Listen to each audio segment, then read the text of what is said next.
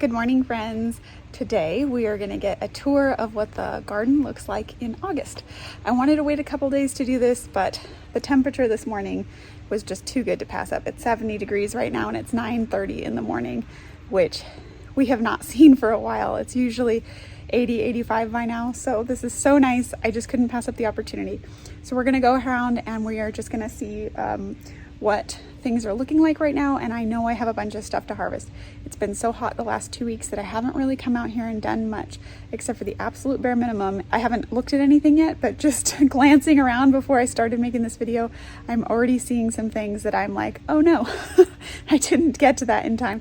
So let's just see what's out there and what we're able to harvest. And yeah, just what the garden looks like in August. So we're gonna start right here with this basil, which is starting to go to seed. I don't know if you can see that right there. These are starting to flower. So I need to come in here, and it's because it got so hot. I have actually been harvesting this at least once a week, but it's just getting too hot too fast. So we're gonna come in here and cut these back pretty heavily, and I hope that we've salvaged them so we can get a good flavor, because I do actually wanna make pesto with these. I made it a couple weeks ago and it came out really good, so I want more. It's all gone. My husband ate it all mostly, so I would love to make some more from him. And then we actually have some more purple basil. That's what's buried back there, if you can see that. It tastes pretty similar to the regular basil. It's just purple and it doesn't grow as prolifically. So I probably will continue to grow it in the future just because I really enjoy having the color and it still tastes good, but I will probably focus more on just growing the regular basil because it's a bit more prolific. In here, I'm gonna turn the camera around. This is the, I'm gonna butcher how to pronounce it, but ronde-niche, I think is how you say it. They're little round zucchinis. So you can see a fruit forming right there. And I think that's the first one on here. So they should be coming in soon. I'm pretty excited about that.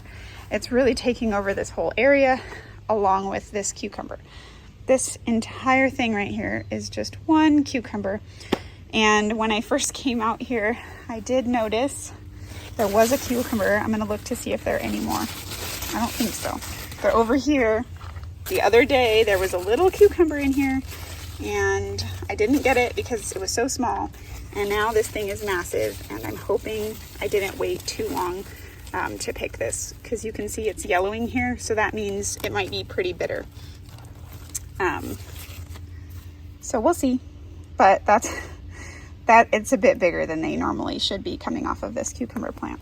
And then right next to the cucumber, we have just one San Marzano tomato, which you can see it's heavily fruiting. San Marzanos tend to be heavy fruiters, so it's hard to see because there's so much foliage. Normally I'd come back in here and defoliate a bit, which actually I probably will, because this looks like spider mite damage, or maybe it's just a spider.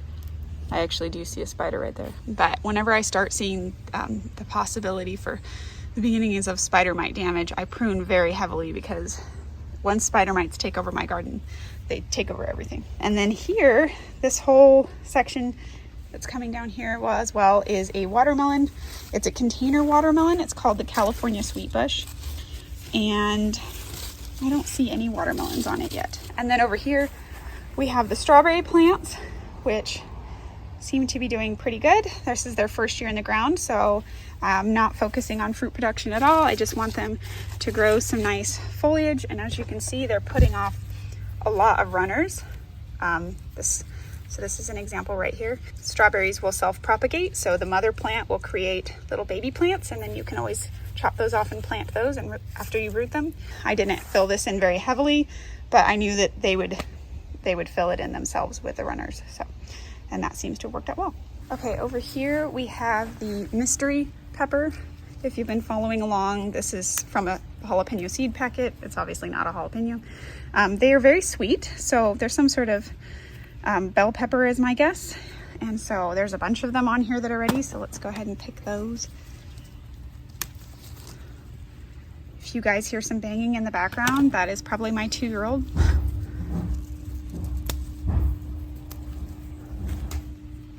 Some of them are really tiny.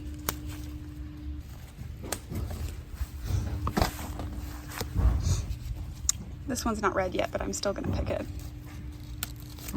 And this is an experimental pineapple plant. It's not doing anything, so I don't have much to say about it.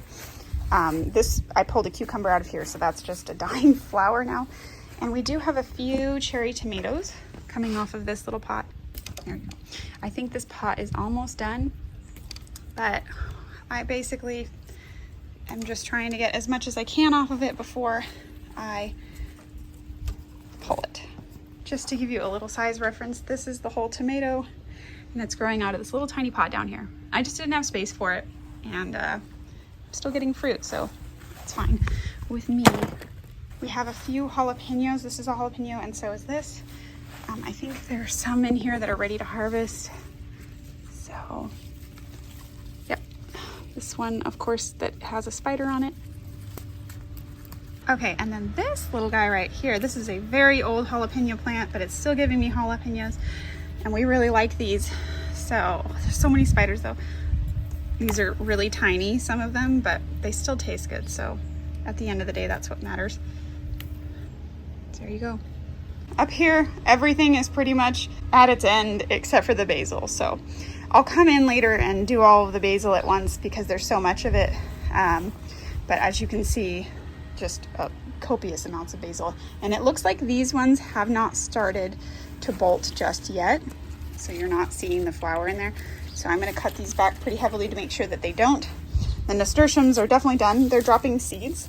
You can see down here, I'm going to try to save some of these seeds this year and see if I can plant more. The green onions, I might leave those in. We'll see if I have anything I need a green onion for.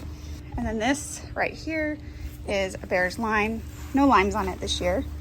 This is the Dancy mandarin, however, and I'm pretty sure there are some on here. You can see one right there. I'm sure there's some more on here if I stopped and looked. They're still really green, so it's hard to spot. And then two more experimental pineapples back here. And then over here we have some zinnias, which are blooming. These, this variety is supposed to have many layers of petals, and I'm really happy with these. I wish I had gotten more than one like this to, to grow, but that's what I got. This is ones that I planted last year. They're very pretty.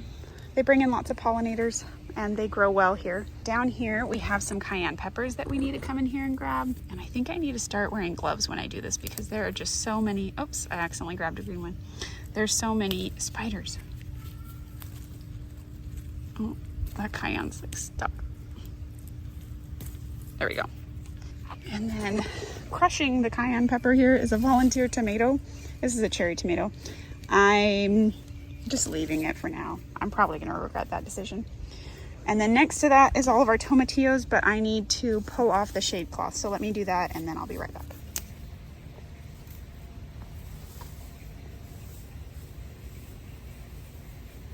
Okay, and I'm actually gonna wear gloves this time because I got so much tomato tar on my hands the last time I came out here. Let's see if this helps. I mean, it will, but I sometimes just don't like wearing gloves.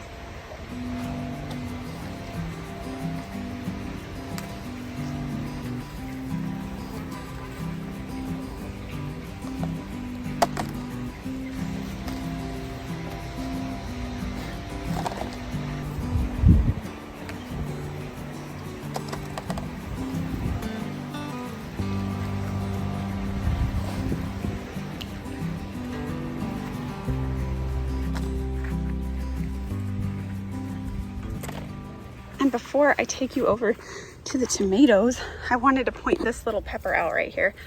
I don't know if you can see this. This was planted from the same cayenne seed packet as the red cayennes that we just harvested. And clearly these are not cayennes. I think they're a jalapeno. Or maybe a serrano. I don't know, you tell me what you think. In any case, they're not red yet, so I'm not going to harvest any just yet.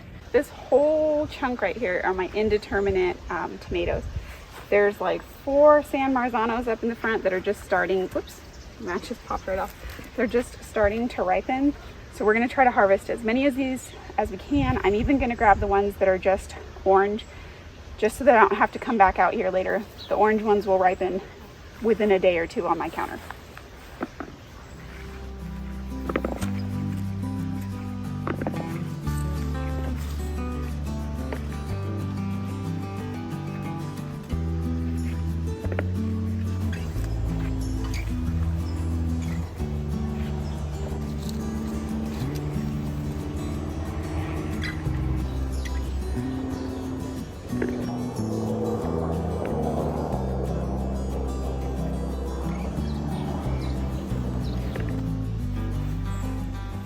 And on the other side of all those tomatoes is actually more tomatoes. This right here is a indeterminate variety of tomato that I have been pruning heavily because I just want to give it a try.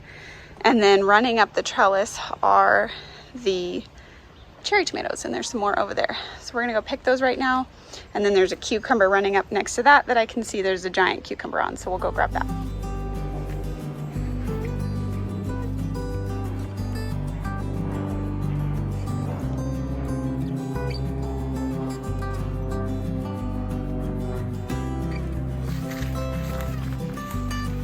It's that funny shaped cucumber.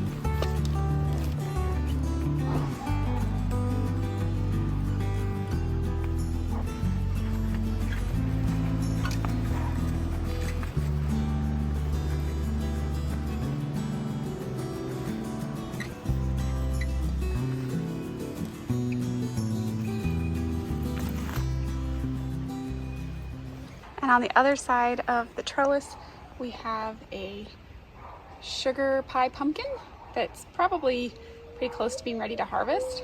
And then next to that, we just have a few zucchini plants. This is the Black Beauty zucchini. Oh, I take that back. This isn't a zucchini. It's a white scallop squash. I recently planted it. It looks a little sad right now because it needs water. And then this is a gray zucchini, and it's also new. And I see my first baby fruit on there. So hopefully we'll be getting some of those soon. And then let me take the shade cloth off of this and show you what's under here.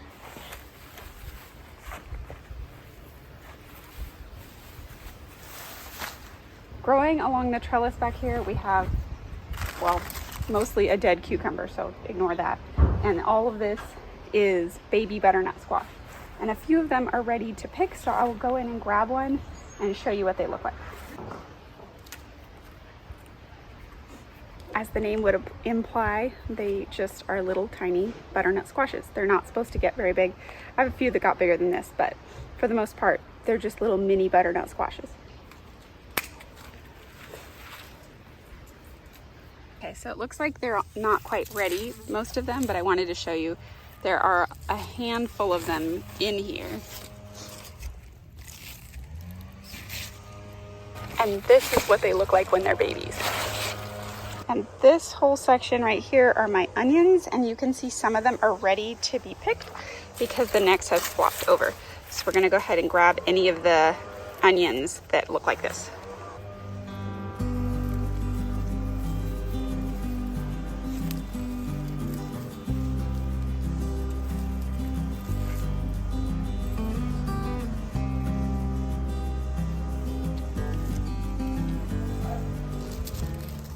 All right, I hope you can hear me. I have a few neighbors outside gardening because the weather is so nice.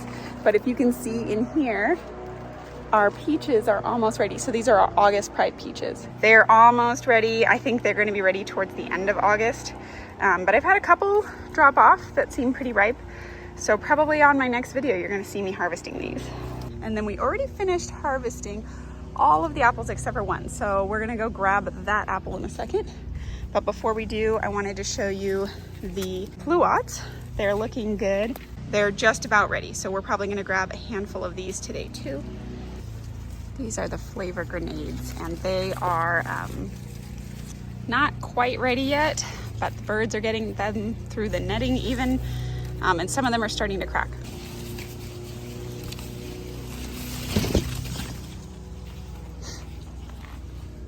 And I guess I'll mention the avocados. They're hanging in there. No fruit yet. Hopefully next year. And this is the Cara orange, which has a decent amount of fruit on it. So I'm pretty excited. And then down here is the Eureka lemon, which we have just one lemon on right now, but that's okay. It's given me more in the past. And then this giant thing right here is all just one pumpkin plant. It is this Jilby little pumpkin. Unfortunately, I only have one pumpkin on this plant right now. So I'm looking forward to hopefully getting a few more. I've seen a few female fruits come on, and so hopefully I can get out here and hand pollinate. It's just hard because this is way up the hill. And then my marigolds fell over there, and I have more marigolds over here. If you look closely, I'm starting to see spider mite damage, which is a little worrisome. But beneath it, we have beautiful squash. I believe this is the delicata squash. There's one over here, and then there's one more buried on the other side of that marigold. If I can get over there, I'll show you. And then there's just some onions kind of interspersed up here as well. Just to give you a sense of how crazy this pumpkin plant is growing. It's all the way down there now and growing up the trellis.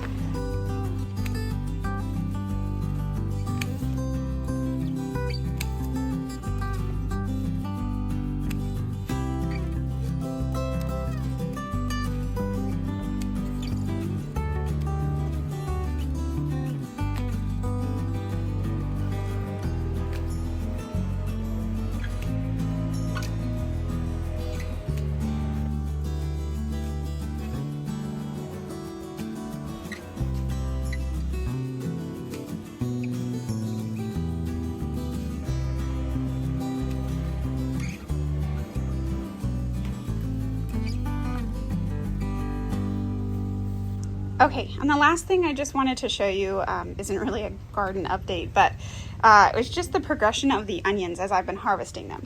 So these are the onions that we just harvested. Remember, they're bent at the neck, so that meant they're ready. What I do is I come out here and I'll lay them all out, space them out like I did with these, and let them dry. So these are the ones from last week, so you can see there's still a little bit of green left, so I'm gonna leave them out a little longer.